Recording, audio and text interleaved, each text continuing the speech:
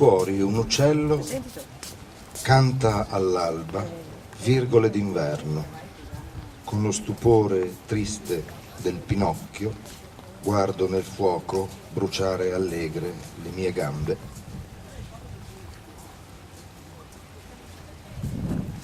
Quanti veneti ci sono qui presenti sulle mani? 2, 3.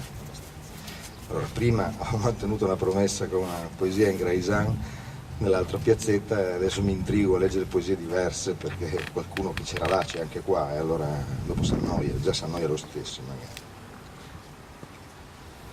Una batellassa naufragagia drento un neverin nel collo istae.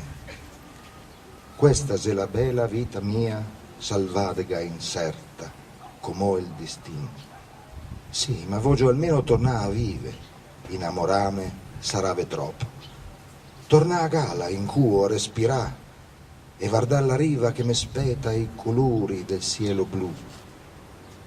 L'amor massao dall'inganno, non tanto dal garbin contrario, questo se il scuro neverin che ne danesa le arte dell'anima o dei vogi e se longo tanto che pare eterno.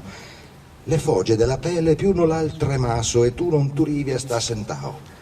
Tu se muovi tutto il giorno da un'osteria alla oltra, da una ciacola al lavoro, para al fin de smentegà l'offesa. E tu non tu là, nacese. E non ti piace neanche quel pregheo che il podarave intorgola il dolore. Tocca aspettare che passa. E mai non passa.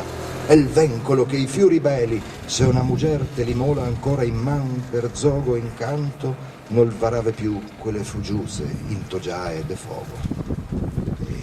E tira avanti su in brio come la onda queste lingue venete del mare, mi piacciono. Vabbè, torniamo alle cose più serie o spietate. Un Cuba libre in mezzo al vuoto.